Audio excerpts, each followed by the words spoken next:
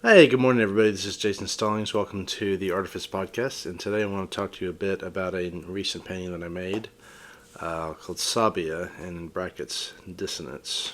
And throughout my career, at different points, I have made various paintings that explore things like psychology, stimulus, sort of like depicting how humans process and relate to the world around them, and kind of how that plays out physically, emotionally, spiritually, not in a religious sense, but just in the traditional art sense, like what Kandinsky was talking about and other artists.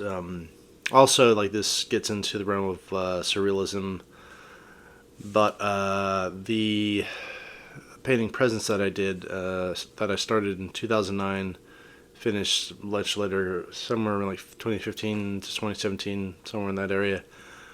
That had a very simple approach to having an abstracted figure. You have sort of this like hollowed out headspace, but with light. But they are sort of like coming to terms with their relationship with like nature and stimulus regarding like television, internet, music, whatever. And I always wanted to come back around to that. I also did a painting, two paintings, on the meditation one and the meditation two in 2019.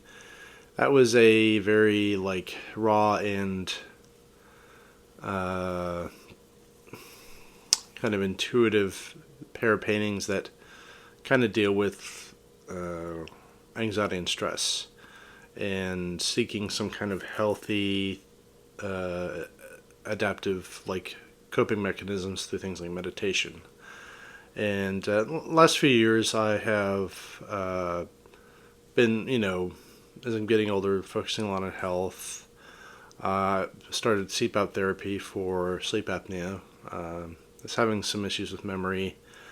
Went to some doctors, and then they said, okay, well, good news is you don't have any kind of like major life threatening thing like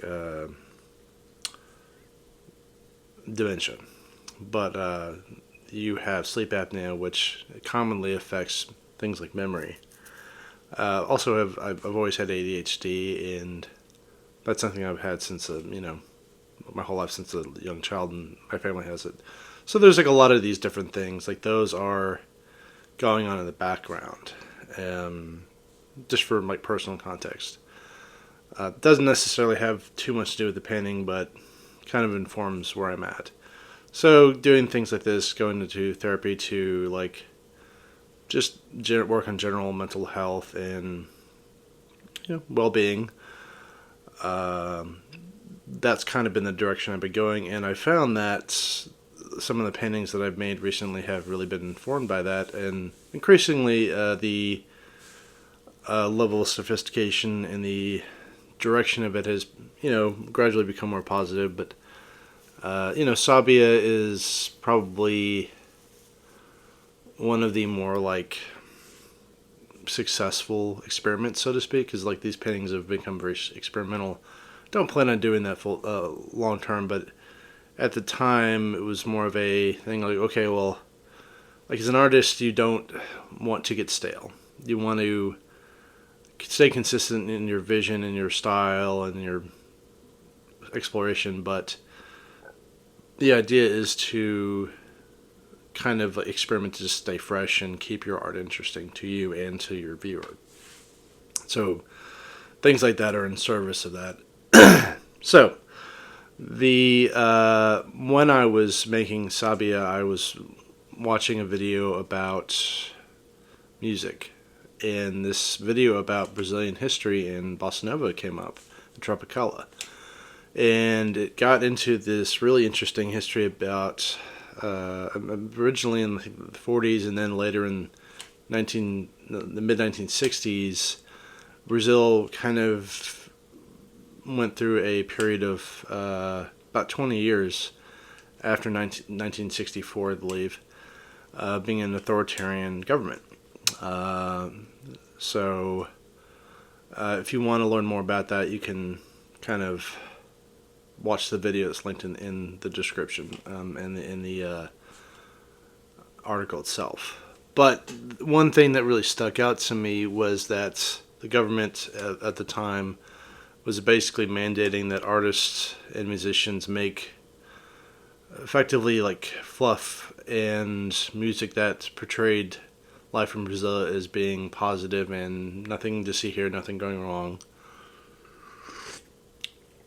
So, with that in mind, there was the Tropical movement, which was while they still had to operate in some very strict confines in terms of what they could say and express, they were more likely to be like critical and critique things.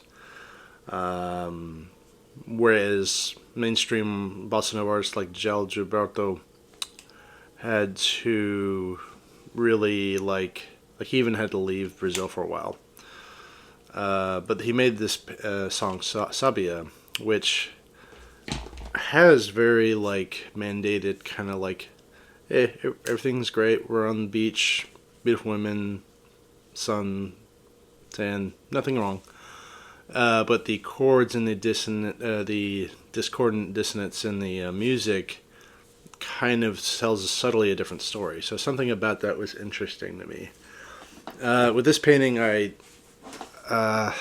was attempting to adapt that by not only exploring different ideas in the iconography of the painting, but also kind of play around with these discordant colors. And that's not necessarily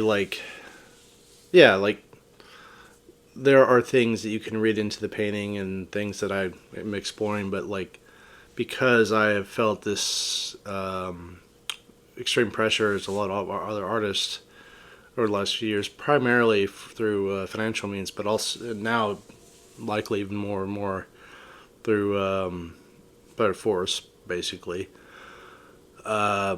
Can't say anything that upsets anybody or disrupts anything. But it really made me contemplate a lot of things about how people buy into, maybe bad information and maybe just check out.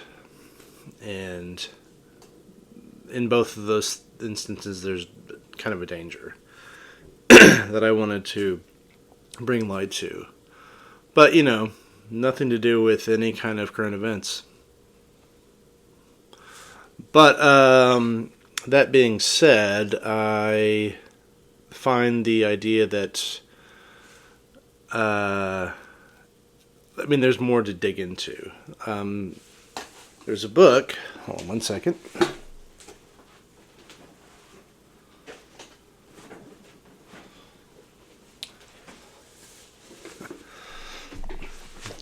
Called Philographics by Genis Carreras. I'm probably butchering that name, sorry. But there are different things that I found in this book that kind of explore these very simple ideas and icons, emotivism, which is the assertion that all individual ethical judgments are purely expressions of one's own attitude and intended to change the actions or attitudes of others. So, it's interesting. Empiricism. The scientific doctrine stating that all knowledge ultimately comes from sensory experience and observational evidence rather than intuition or preconceived ideas. So, things like these, this is very deep philosophy in very simple terms. It's a beautiful book. And a lot of these things are very profound to me. And I wanted to include them in this painting. Not only to just make some kind of overt statement necessarily, but also encourage maybe more positive discourse or thought through something that is a little more meditative. for what it's worth. I mean, there's literally like a meditative pose in the painting, which is something that not entirely sure. I mean, I do meditate. I have some Eastern cultural like background through my father. I mean, I've always been taught a lot about like being centered through meditation, and so to me, like, there may be some challenging things and things that probably fly over most people's heads in this painting, but I think it's worth exploring and worth discussing. And I know I'm being very dry and academic about this, but I think in this case, like, when you communicate things like these that are very complicated, that people do not want to process in a complicated way, which has been abundantly clear to me over the last few years, most of my career, there's only a few ways you can go about it. It's either extremely direct and blunt, positive and empowering, which I think, if you're careful, that's maybe like a good route. I mean, unfortunately, like, we'll get into the definition of dissonance in a minute. When you use things like positivity, that can easily be a slippery slope into something very bad. And I'll explain why in a minute. So yeah, pragmatism. And this is important because this is kind of at the crux of one thing that I think is very central to this painting. The view that practicality should be a vital component of meaning and truth, and that practice and theory should be linked. I mean, very academic, but I think that like it's important for people to maintain focus on their well-being, their growth, and awareness about what's going on in their lives and the world around them. And when you surrender that for the sake of like cheap stimulation, dopamine, it kind of gets into why I recently decided to deactivate my Facebook account and cease to post any new content on Instagram. I know in a lot of cases that could be seen as a sabotaging my own branding, but frankly, for the past 4 years or more, I haven't been able to really grow my audience at all. I've,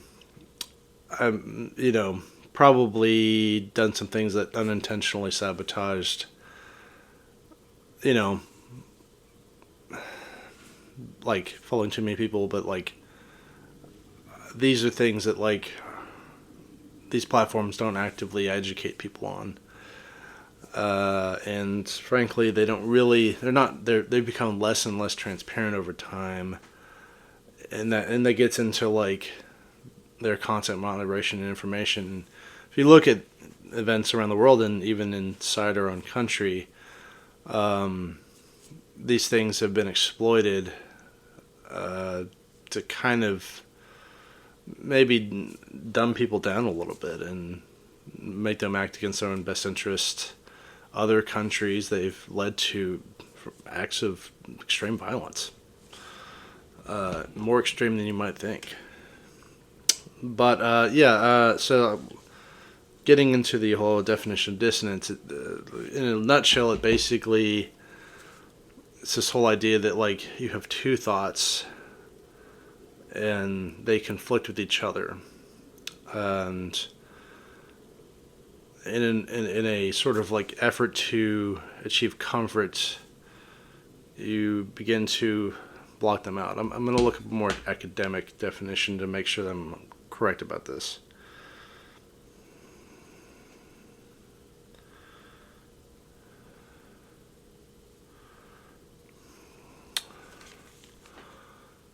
So, the definition of dissonance is a lack of harmony. So, cognitive dissonance is the feeling of discomfort that occurs when your actions values, and beliefs are not in line with each other. It can occur when you hold two contradictory beliefs. Causes: inconsistency between your self-concept and your behavior. Behaving in a way that you view as immoral, irrational, or incompetent. Signs: feeling uncomfortable before making a decision. Feeling guilty or regretful about something you've done. Okay. Justifying or rationalizing a decision you've made. Okay. Feeling embarrassed or ashamed about something you've done. Okay. Like, not all of these things are grand. They're just like internal conflict. Doing something about out of social pressure. Sorry. Or fear of missing out. FOMO. Interesting. So, yeah, I mean, basically, I think it's important for people to like have an awareness of this concept, because it will lead you down very dark rabbit holes. And QAnon, for instance, like these things, and the issue is like when people and like I sanded out the face in the painting. Partly because I found over the years, and this is an interesting, I'll never understand this, besides just the fact that it's like aesthetically a design distraction. There is this kind of idea where faces become distractions in like designer contexts. Fair. Like the face is a focal point, it communicates a lot. People are drawn to it. Things like eyes, mouths, nose. Especially if they're very individualized, it can be too personal, whatever.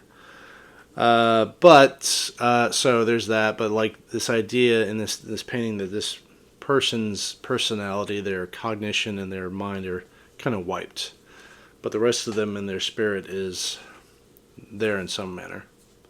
So a lot of different ways you can interpret that, and I know it's a bit of a cop-out, and I kind of want to leave that up to interpretation. Like but I think that's the thing. If you invite people into an experience like that, and they can interpret things.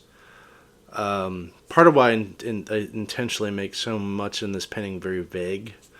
So it's more of inviting you to have a discussion, and when you watch videos like this, maybe if I'm not incoherently rambling too much, the idea would be that you learn something. And I've found it's not so much getting people to like inviting them with honey more than spice or whatever. Like there's this whole phrase that like you attract more flies with honey. You're going to invite people to have a discussion more with the positive dialogue. But as I've stated, and I'll get into this, like people can use things like this, like positive affirmation or manipulation, getting people to question themselves and their values through various means.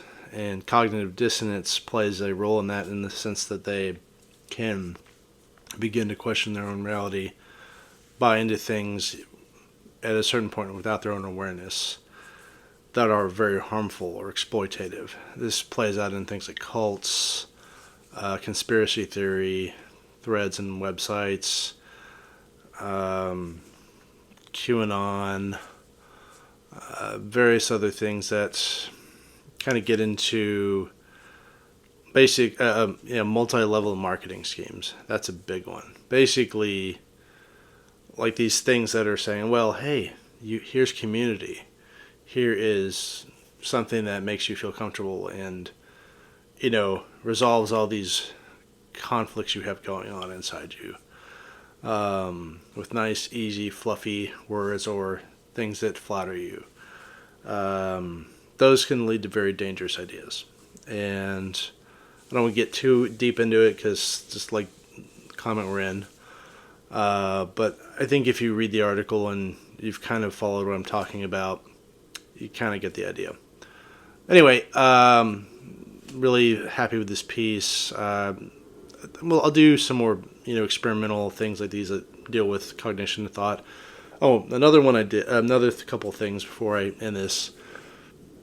About 2021, I made a painting called, Fin de Monde. And that was me reacting to, like, a lot of the chaos of the time. But I also wanted to make this painting that was very beautiful and, like,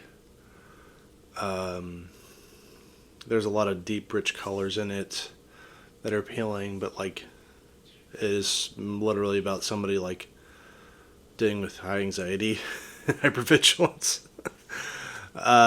So, I mean, that's kind of relevant just because, like, there's some interesting contradictions and contrasts in that painting that relate to this. And, hopefully Sabia is more of a mature progression of an exploration like this. Another painting I did was a triptych called Inner Light Spectrum. Kind of got the idea for the name from a 311 song that I really like. And that one does kind of deal with stimulus, but it's more in a, okay, here's different levels of, like, calmness or anxiety or lack of anxiety, and they, this just shows how your body deals with stimulus in different ways, and hopefully it can heal itself through things like therapy and meditation. So, in that painting, I submitted to the Mint Museum show, Coin in the South, which I'm hopefully going to get to see in a few weeks. Yeah, I mean, did get into it, no big deal, but I was happy to apply and, be made aware of it. But, without going on too long, this is an interesting exploration. I'm really happy with this painting. I don't know how much I'll dive into this kind of dialogue in the immediate future moving forward, just because I feel like I've satisfied my need with it, and I may go into other abstract concepts or this, ideas. I want to make more small paintings on a regular basis, maybe some sculptures. I mean, part of it is a practical need thing, but also just a idea that, like, well, you have to balance your needs, and I've always been an artist that will make a painting that is a reaction to the previous painting I did. So, whatever I'm doing now, the next painting might be more of an accessible, less philosophically dense exploration. But I will get back to that in another time. That's what's so fun about it. Anyway, thank you for watching. Check out my website, jason-stallings.com. I'm going to be on Blue Sky now, at Jason C. Stallings. And not in TikTok. I don't really mess with that. That has its own host of problems. I'm just not feeling a lot of social media, but my intent isn't to give up on promotion. It's more to refocus it. I want to focus on email marketing to people, maybe sending out more promotions.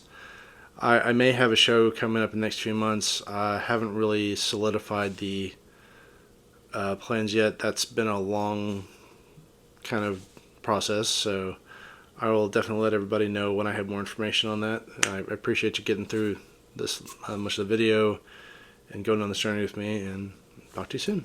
Thanks.